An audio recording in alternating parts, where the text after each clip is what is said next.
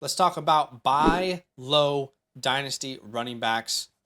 Running backs that we feel this offseason we want to go out and buy Yeah. because we think their value could rise this year here in 2023. I'll be honest, this was a very hard video to make Very. because I don't want to buy any running backs No, this no, offseason. especially with the market. With the market, with the draft, I think it's a deep draft. But I was very purposeful in trying to find these kind of diamonds in the rough type players or For sure. guys that I think this time next year could be good sell highs. So do us a favor, drop a like, subscribe if you like Dynasty content. And why don't you comment down below? Let us know a running back that you are wanting to buy low this offseason. We have 4 running backs to bring to you. I'll go first. Let's talk about Khalil Herbert. I want to buy Khalil Herbert a little bit. Right. Okay. I'm listening. He had 681 rushing yards this year, 5.7 yards per attempt, which is very high, 4 touchdowns. He also had 8 receptions, 58 yards, and a touchdown through the air. Keep in mind that was only through 13 games. Okay. So he did miss time with an injury. What could those numbers have been? Or could he have even taken the role entirely if he was healthy for the entire year? Finished as the RB 43. He's currently the running back 30, according to the community in Dynasty football. And I think that we could see some potential value here in 2023. Firstly, David Montgomery is likely leaving this team. After being drafted in the 3rd round of the 2019 NFL draft, Monty is set to be a free agent. We have seen him having some emotional conversations and moments at the end of the season that would lead you to believe that he is probably on his way out of Chicago, including not interrupting, but while Justin Fields was having an interview, he kind of had a nice little moment with him. I'm sure he had other moments in the locker room, but it feels like all signs are pointed towards he's going to be a free agent and they're not going to re-sign him. Right. And we have to think about it. That's probably because of the state of the Chicago Bears. If this was a team that was competing and thought they had a real shot, maybe they do bring him back. But if we're 100% honest, this team has no shot at competing right now. They have massive needs at offensive line, interior defensive line, edge rusher, wide receiver, linebacker, cornerback. I mean, you name it. They have a lot of needs. So giving a running back a long-term contract is probably at the bottom of their priority list. It might not even have made their priority list. So it's probably unlikely that Monty comes back. And yes, there is a possibility that the Bears draft a running back this year. However, at minimum, you're talking about Herbert, who has a chance to improve his opportunities at minimum. Now, yes, I know none of the running back could come in, but again, there's a lot of needs on this team. And secondly, Herbert was extremely efficient this year. Very, very good on almost every touch that he had. Why don't we compare his teammate to him? Why don't we look at Khalil Herbert versus David Montgomery this year? These are all analytics from PFF and Player Profiler. And yes, I know that Herbert's role was kind of more of a reliever, but at the same time, they were pretty much split workload when Herbert was healthy. So in 2022, Khalil, better yards per attempt, better yards per touch, better yards after the contact per attempt, better more missed tackles forced per attempt, a better breakaway percentage, a better elusive rating. I mean, in every area, except for missed tackles forced per attempt, he was significantly better. But even in that category, you can see he was just as good as David Montgomery. Herbert's been really impressive since day one in Chicago. And if this team wants to address other needs this offseason, why not allow Herbert and Ebner, who is another player I almost brought, why not allow them to kind of, let's just see what they could do as lead running backs? I mean, we're not ready to compete anyway. There's good running backs in next year's class as well. Why don't we kind of just see what Herbert can do this year if we give him more of a focal point in this offense? And by the way, if that were to happen, Herbert would then become a huge sell next offseason because I don't think he's a long-term answer, but I think he's got a good like two-year window here to take advantage of. Thirdly, the Bears offense is very friendly for this take, in my opinion, because they, in 2022, were the 2nd highest rushing team, I guess like in attempts per game, if you will, in the NFL. Only one other team ran the ball more times per game than the Chicago Bears. And that is a number that has improved every year since 2020, where they were 28th. In 2021, they were 11th, and now they are 2nd. So let's say the Bears do end up drafting a running back this year in the 4th or 5th round. At minimum, you have a running back who is proven talent in a rotation in one of the league's most run-heavy teams. So I think Khalil Herbert is one of those names where he could be this year's version of Tony Pollard. He could be this year's version of Ramondre Stevenson, where we don't value them as highly during the season. And the next offseason, it's like, okay, everyone knows this name. It's time to sell and capitalize on that value. That's the type of player I'm trying to bring to you guys here today. So as of right now, I'm going to give you some realistic trade targets that you could trade away to get Herbert. Keep in mind, no trade is perfect.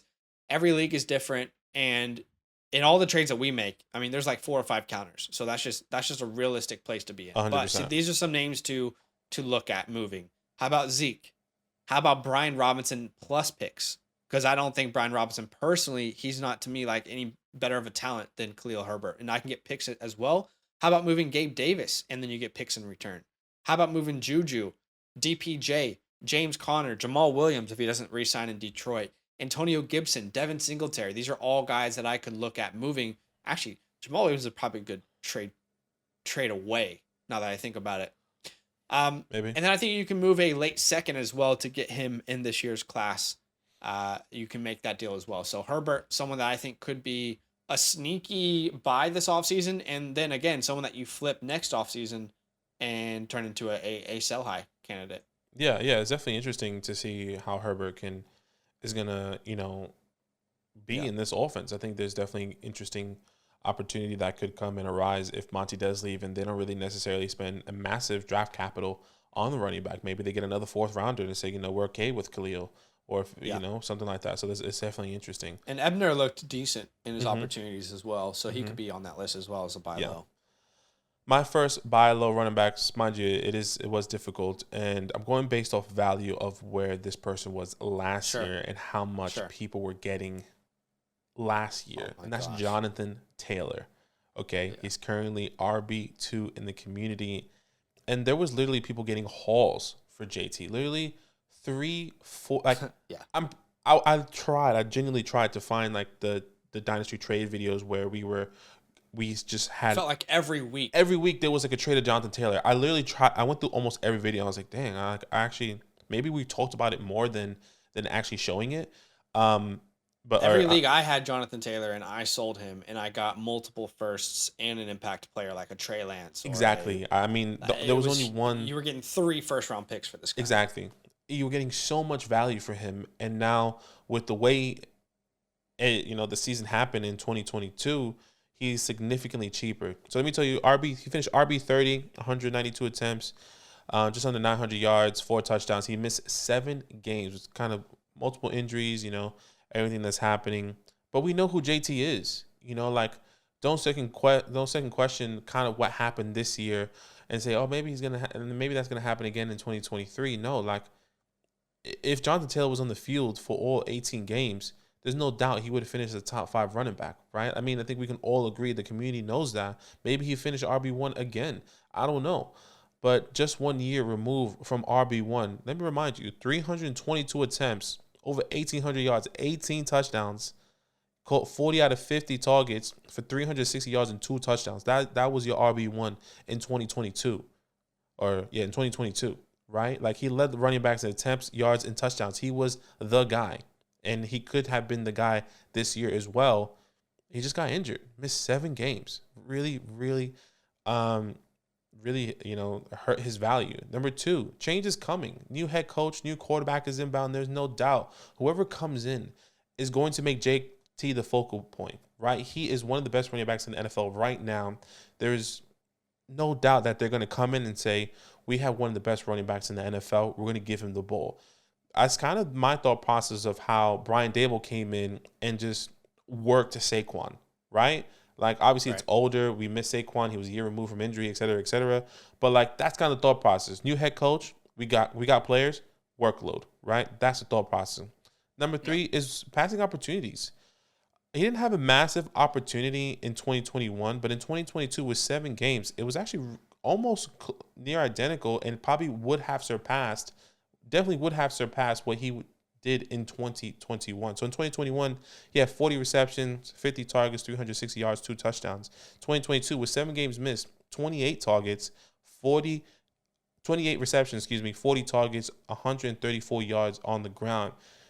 I mean, I know we don't like to extrapolate things, but if you really do extrapolate that, he is clearly well over the 40 targets, 40 receptions, 50 targets, everything. Sure. More touchdowns, more yards, more receptions, more targets, which is, I think it's great. And we kind of saw the workload because it was like, well, Jonathan Taylor get too much work in the air in his RB1. Can he see more workload in year two? In the year two, technically year three in that year, we would have saw a significant amount of work, which I think is really, really good. So once again, I'm basing this off of the value that, the significant drop of value that Jonathan Taylor has gotten coming off of this, injury-prone year. So some players that you can, I think you should be trading away. Some values that, like, players that I would be trying to trade away to acquire Jonathan Taylor, right? Josh Jacobs in a mid-second. That feels really comfortable. I mean, I think we can all agree we would rather have Jonathan Taylor. Saquon Barkley in the mid-third. I think we can all agree, a younger player, I would rather have Jonathan Taylor. Jonathan Taylor is 23 years old. DeAndre Swift in the mid-second. I'd rather have Jonathan Taylor. I mean, the list can go on. Can you do Ramondre Stevenson in an early second? Can you do a Javonte Williams in early to mid-second? Austin Eckler in an early to mid-second? I mean, once again, according to the community, there's some players that are out there that you could potentially swap, right? Are you scared of Breece Hall in that injury? Would you rather have Jonathan Taylor right now? We all know the thought process of the ACL tear. At least my thought process is that when you tell the ACL, the next year you kind of just scrap that. It's more of like, okay, we're trying to rehab even throughout the season, and then the next year will be good. But I mean, Breece Hall's a little bit harder because he's only 21 years old. So keep that in mind. But pick compensation for this year. You can definitely get, an early first. I think 103, 104 feels really comfortable. I wouldn't give a 101, a 102, I think. That's essentially Breece Hall and or, Bryce Young or CJ. So I think you kind of take that as you wish. Bijan, Yeah, Bijan or Bryce. So that's kind of the thought process. I like getting JT, especially if you can get JT just for a first right now. Wow, I mean that's a steal compared to what you got last year. You were trying to get JT last year, and you were paying 2 to 3 first and a player. So I think it's interesting.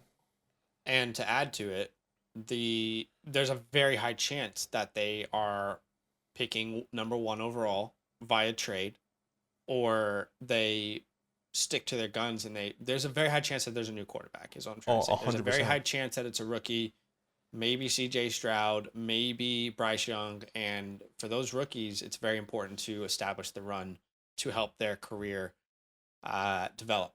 So I like it. All right, my second buy low, and this is a very deep stash. You actually were higher on this player pre-draft last year. He was a rookie this year. Yeah. But I think now it just feels like a 200 IQ play, and I'll walk you through it. Let's talk about Jerome Ford. On the year, he was the RB 148. Gosh. And he had 12 yards. He had 12 yards this year, and I'm telling you to buy him. He's currently the RB 69 in Dynasty. Let me tell you why I still believe in Jerome Ford. Firstly, let's talk about Jerome Ford, the prospect, 4-star recruit, went to Alabama, didn't work out, and he transferred to Cincinnati. And he was one of those crucial players that led them to that college football playoff bid. And huge numbers last year. Massive numbers on the ground. 6.1 yards per carry, 19 touchdowns. Great through the air as well. If you look at his year, these are numbers that are according to PFF in 2021. He had the 16th highest rushing grade. He had the 17th most rushing yards, the 6th most rushing touchdowns, 23rd in yards per attempt, 21st in missed tackles forced, and he had the 25th most snaps where he was running a receiving route. All these analytics are based off of college football in 2021, running backs with a minimum of 100 attempts. And I talked about that rushing grade, 16th. That is higher than Breece Hall, Jahmyr Gibbs, Tank Bigsby, Isaiah Spiller, James Cook, Chase Brown, Isaiah Pacheco, and Zonovan Knight last year. So he was really impressive as a runner. I don't know why he didn't get the draft capital.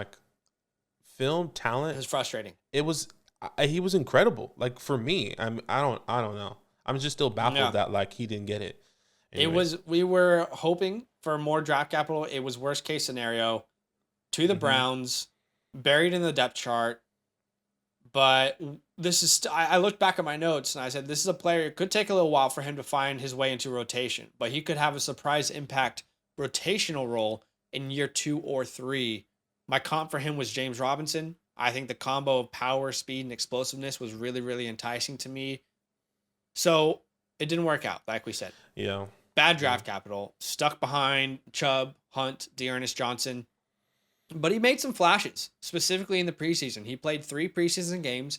I know the competition is different there, but he showed some flashes, right? He had a touchdown on the ground, touchdown through the air. He had 8 receptions on 9 targets in 3 games. Showed his versatility through the air as well. 4.6 yards per attempt. He looked good. We saw the burst multiple times.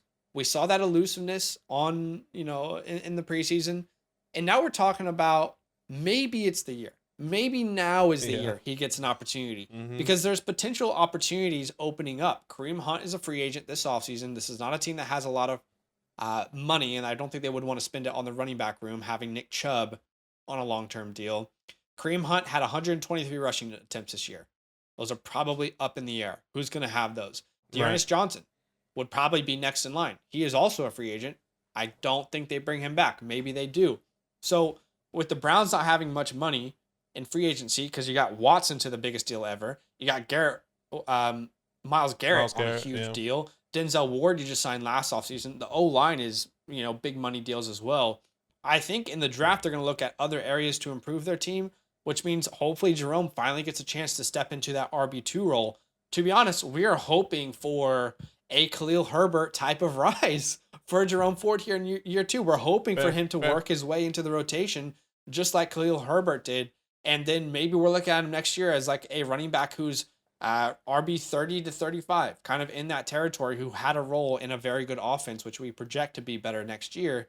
So I think this is a good buy low. Again, I think it's a 200 IQ play. Not a lot of people are talking about him. And he is so cheap. And it makes sense because he has 12 yards in his career. But you can trade away some of these players for Jerome Ford or in packages. He can be he's genuinely the definition of a throw-in. You're doing trades right now, 100%. and like there's big deals out there. He is the definition. All right, I like this deal, but let me just throw in Jerome Ford and it's done. But some other names that you could look at moving for him: Noah Brown, Robert Tonyan, Taysom Hill, Naeem Hines, Zach Moss, Chase Edmonds, Tutu Atwell, Quez Watkins, D'Ernest Johnson, De'Ami Brown, Matt Collins, Deion Jackson. Could probably send a 4th round pick in 2023 to get Jerome Ford as well. Right. So this is the definition of like huge buy low and deep stash type suggestion. So I'm gonna go do this, and maybe you guys want to as well. Yeah. I mean, if you guys know me, I love Jerome Ford. I mean, I even did a video about him and why you should be getting him mid-season, because there was already talks mid-season about Kareem Hunt getting traded. It was clear they wanted to get rid of him. Every single day, Kareem Hunt can go to the Rams. Kareem Hunt can go to the Chiefs. Kareem Hunt can go somewhere else. We was like, just get him off the team so Jerome Ford can have the opportunity. It just didn't happen. But I love Jerome Ford, and hopefully he gets some opportunity in 2023. All right.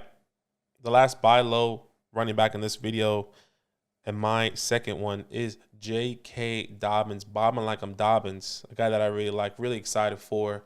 RB 53 this year. Missed 9 games. Didn't have the best stats. Okay, so let's not even get into that. Community, RB 17. RB 17 right now, according to Community. If you don't know, he tore his ACL in preseason 2021. Missed that whole season. Came back this year. He came back and started week 3. So he missed the first 2 games. Played weeks 3 to 6. Didn't feel right. I don't know if you guys were watching the games. So Sunday night's games where JK kind of came back, and Chris Collinsworth was kind of raving about how, like, he was just so smart, he was feeling that was something wrong. He went back to the doctors. He took himself out the game, saying that something doesn't feel right with his knee, and he has some scar tissue, and they removed that. So they did another surgery and did that. Came back, right? The eye test. He looked good when he came back, right? Weeks 14 to 17, averaging 7 yards per carry, 99 yards. He kind of looked unstoppable, and he wasn't even 100%. When you see JK running, he's running with like a limp. But he's going. He running with purpose, right? So he was doing everything he possibly could. to try to get that knee back, catch it up. And that's exactly what he said. He's like, my knee is still trying to catch up. But, like, I'm there. He's mentally there. You know, the cuts he was making, the things that he was doing, the force that he was running. I mean, he was running between the tackles. He was putting his shoulder down, and he was getting those extra yardage. He hasn't missed a step, right? That knee is still. Bro, talk about that receiving touchdown versus the Bengals yesterday in the playoffs. That was incredible. When he stretched the out. Reach. Yeah, bro.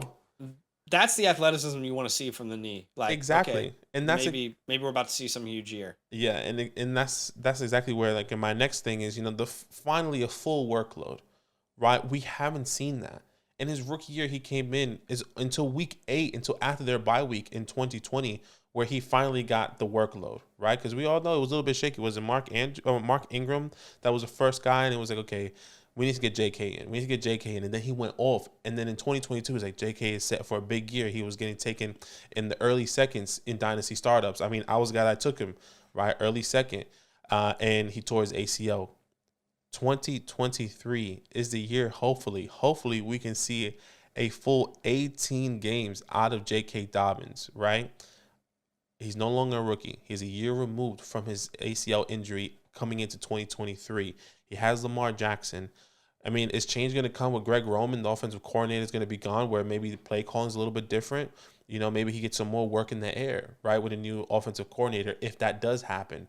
You know, there's so many things that can happen, but I love where JK is going. I believe in the uptick in productions. I can see him as a top 15, top 10 running back finishing in 2023 if everything does go right, playing a full 18 games. And the price is good. Once again, he's RB 17 on the season. Rankings. Yeah, according to the community, excuse me. RB 17 according to the community. And there's some good opportunity here, right? I mean, there's a guy who is currently RB 13, higher than him, called Tony Pollard. Can you get JK, you know, can you send Tony Pollard and get JK? Mind you, in a package, like Zach always says, there's no perfect trade. You know, you can probably put some pieces, throw a second, throw a third, whatever the case may be. Tony Pollard, Damian Pierce, a Dalvin Cook, or Ramondre Stevenson. Would you rather Joe Mixon or J.K. Dobbins? It's close. I think I could get Picks and Dobbins back, so I would go Dobbins. Mm-hmm. And Joe Mixon is only RB 16 on the year, right? So the thought process is really close. Najee Harris or J.K. Dobbins? That's tougher. I think I go Najee. There's no injury history. No injury to history worry about, but that's close. Yeah, it's tough. I mean, I think you can. But I do like the idea of you have Dalvin Cook there. I like the idea of because I personally feel like Dalvin Cook's. I think he's in danger personally.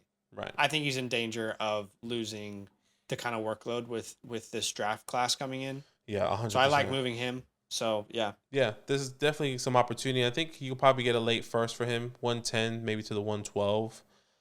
Maybe there's somebody out there that doesn't really like JK and maybe doesn't believe in him. Maybe you can get a 201, but I really doubt it. I mean, good luck if that happens. But I think late first is a sweet spot for him. Maybe 111 feels really good. 112 feels really good to get J.K. Dobbins right now in a pick compensation. So I like J.K. Dobbins and what he's going to bring in 2023. Yeah. Yeah, my only concern is I see Bijan mocked to the Ravens. A lot. I'm like, I like that spot for him, and I also want to see J.K. Dobbins succeed. I'm like, what do we do here? And probably not going to happen. But again, we always say these players will go in positions you don't want them to be. 100%. And I think somewhere like you said, the Vikings, somewhere like the Chargers. People that are already kind of like older, solidified, that like you're not necessarily expecting them to draft another big running back. Yeah, that's crazy. We'll see. Yeah, and that's why it's so hard to advise buys on running backs. But here we are trying our best. Hopefully you guys enjoyed the video. Drop a like, subscribe if you like Dynasty content, and comment down below if you like or dislike some of these takes or if you agree or disagree. We'll see you in the next video. All up. Yo, what's good? Thanks for watching. We got a lot more videos. A lot more. If you want more videos, watch it. You can also subscribe right now if you want to. You need to. And lastly, don't forget that you can sign up to support the show and get exclusive content by going to patreon.com/FantasyLand fam.